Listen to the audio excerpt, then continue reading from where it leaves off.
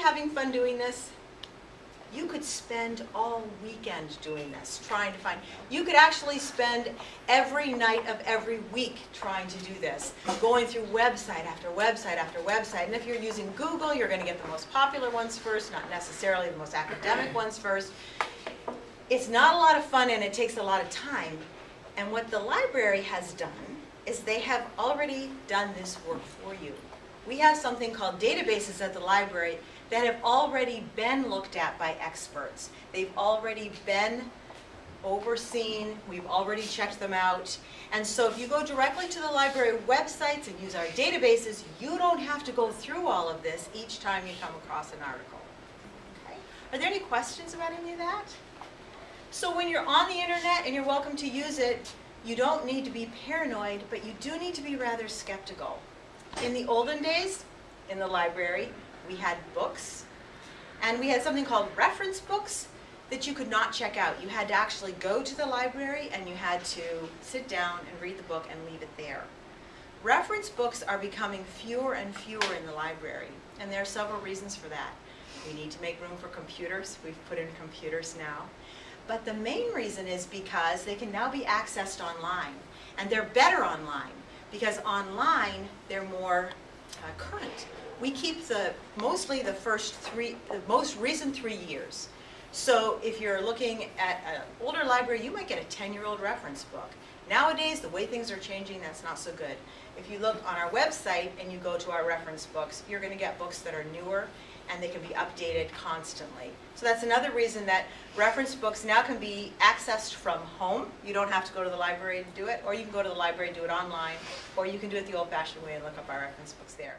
Our website, and if you have a library card, it should be on there, but it's aacpl.net. This is our home page. There are many ways to access our databases, but for students, we've tried to make it as easy as we possibly can. And if you'll scroll just a little bit further, you're going to see there's a little dog down there, and I think it's doing someone's homework, and that's our homework center. So you can go ahead and click on there. That's basically got everything that you're going to need to do your homework. So if you look across the top, you can see different categories. So if you're doing a research paper or any type of work, you can see basically we've got math, languages, current events, environment, all of those. That's where you'd look and that's where you'd click. So if you're doing a science project, you click on science. So go ahead and let's go to just general reference, and let's look at a couple of databases and see what they look for. So when we have something on our database, it's been what's called, you have the option of doing something called peer-reviewed. Does anyone know what that is? What peer review is? It's been for hundreds of years they've done peer review, and that's where if someone writes an article, they have people that are in that field check that article, and those are their peers. So if I wrote a science article, I would have, and it was in physics, I would have other physics scientists look at it, and they would also review it. If they agreed with my work, then they would put their stamp of approval on it. That's called peer-reviewed. And so we're also going to show you how to find peer-reviewed articles, which are a standard. It's been used for hundreds of years in the science community. It's nothing new.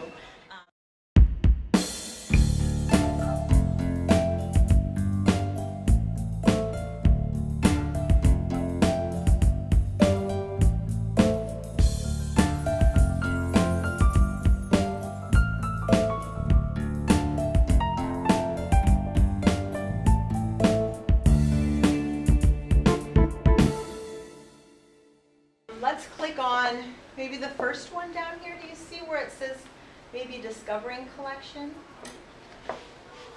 And then you can enter, do you have your library card? Okay, you can enter your number.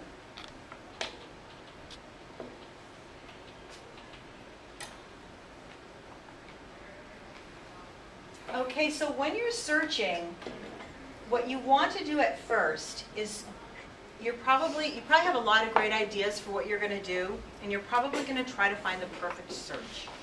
And for instance, when I was giving the example yesterday, my husband wanted to install a fan, and he wanted to find the perfect fan for the area that we had. And so he put in this long search, best fan for on the ceiling for 3-speed, and he put this long, perfect search in, and he got these really weird results. There is no such thing as a perfect search. What we recommend that you do is start small, start very broad, because you can always narrow down. But if you try to put in every term that you're looking for, the chances are you're not going to get as many hits, and you're not going to learn as much. So you're going to put in just basic terms, and you're going to try to learn the language of the database.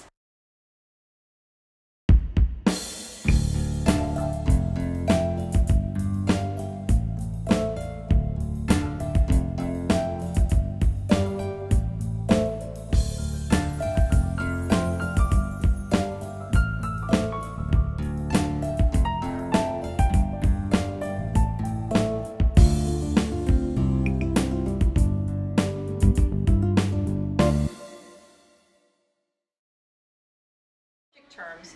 But before you do that, so that you can see all the subjects, you want to probably do what we call a keyword search. And what do you think a keyword search does? Combines everything with the word you type in it? Everything. So if I typed in the Black Plague, I might actually get authors whose last name were Black. I already described, those are how the articles have already been categorized by someone who's already read them. And then what about entire document? What would be that? Yes? If you searched for Black Plague, it would look through the entire book, and if it mentioned the Black Plague once, it would show up. It would show up. So I'm not going to get somebody whose last name is Plague or someone whose last name is Black. I'm going to get things that are in the document. Okay? So, but a keyword search is helpful because you're going to get everything. So let's go ahead and do a keyword search. Does anybody have anything we want to search? Sure. Crowd physics. What is it called? Crowd physics. Crowd physics. Okay. I know what that is. Let's take a look and see. Crowd. Too bad for Ryan. Boom. Now, that's okay, and we're not on a science database. So let's go back.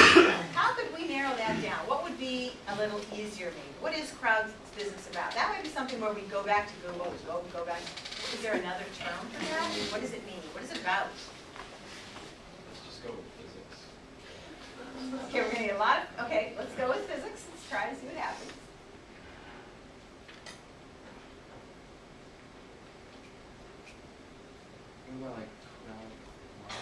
Okay, physics, we're getting some. Do you see these little, these are kind of cool. There's a little green dot, and there's a little yellow square, and there's a triangle. Those are telling you the level that those articles have been written at. So if you were in elementary school, you would go for the green. If you're in high school, middle school, you might go for the yellow. You guys are doing college work. If you can, I try to go for the advanced. So we've gotten, how many hits? Wait, hold on, I didn't see. Go back a little bit high. Okay, we've gotten 500 hits, I think it says. Do you see on the side where it says subject terms? This might be helpful to you because now you can look through those terms and see if anything relates to whatever it was you told me the first time. Crowd?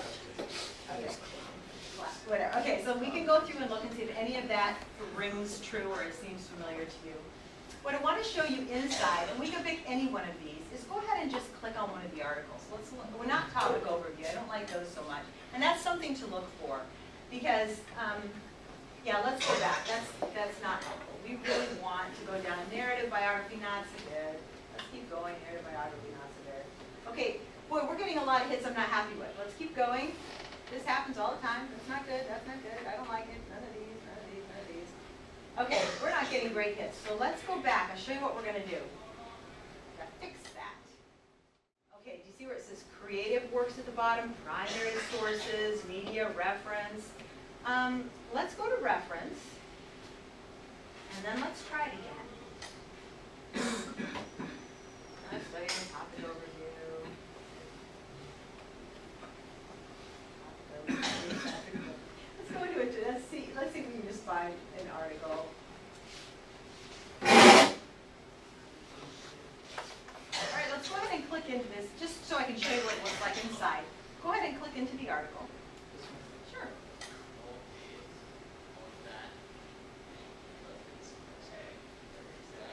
Okay, so the this is talking about a physicist, I'm assuming. Let's go ahead and scroll down. It's a pretty nice article if you were interested in it. Gives you further reading. It has a citation source. Let's go back up to the top. Okay. And again, let's just click one of their popular searches. Look at Homeland Security and see. Okay. Now we also have the option on the side. Do you see where it says to documents with full text? Yeah. Let's click that because we don't want a bunch of book reviews or things like that. So that shortened it, made it. We're trying to condense and get things that we're more interested in. Don't know why zombies would come up, but let's go ahead and click into it, see what it looks like. Okay, and then again, I want to show you these tools on the side. You can go ahead and click on Citation Tools, because all of the articles that we have will cite it for you in MLA automatically. My understanding is that you guys have to have an APA. Is that what you need? Okay, so for almost all of our databases, it will cite it for you. So if you click on APA and then save and then open, that's what your citation is done. So it's completely done for you. And you would want to copy and paste that, and I'm going to tell you why. So copy and paste that into whatever paper you want, and then let's go back. You don't need to do it, but they would normally want to do it. So let's go back to the regular article. You can see that you can print it. You can email it to yourself. I have found that if you email it in a PDF format, it's probably better. And a lot of these databases offer you to mark what you're looking at, mark. I haven't found that that's terribly effective. It's better to just email it to yourself. Even if you think you like it, email it to yourself. Kind of to just look at quickly. But what if you really wanted to use it for your paper? Can anyone think of any good reason why we might want to look at the PDF instead? Do you know what the PDF is compared to the HTML? The PDF is going to show you exactly what it looks like when it was in its original document. So if it was in a journal, the PDF is copies of those actual pages.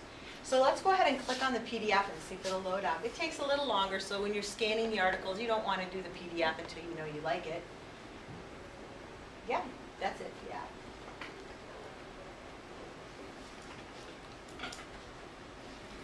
Here it is. And let's go ahead and scroll. Can anyone tell me why this would be valuable for your paper? If you're planning to do in-text citations, which I am sure you're going to have to do, you need the PDF because that's going to tell you the page number, it's going to tell you which paragraph, it's going to tell you all those things you need for an in-text citation when you're doing a college level paper, which is what you guys are going to be doing. That's the importance of the PDF. When you're scanning through the articles, you do not need to look at that because it takes longer to download and it's going to slow you down. Okay. I'm going to general reference where we were before. Several of these databases, and we did see them on some of them, have a place where you can look for just simply primary sources if you're interested in it. A good search to practice for that is George Bush. We can do one if we'd like. Shows a lot of primary sources, speeches he's given, some debates he's done, those kind of things, so we can look at them. Okay, so what I wanted to show you next was this Gale Virtual Reference Library. That's different than what I've been showing you before. And the difference is that Gale Reference Virtual Library are actually books. So if your teacher tells you that you have to have a book as one of your resources, this is where you could come. You'd come to the library, which would be wonderful, but also if you want to look here. So let's think of a search. Let's go back to where we put a search in. And let's just search for something, I don't know, do you have anything you want to search for? Do you have anything? Okay, let's search for elephants. Let's see what we get.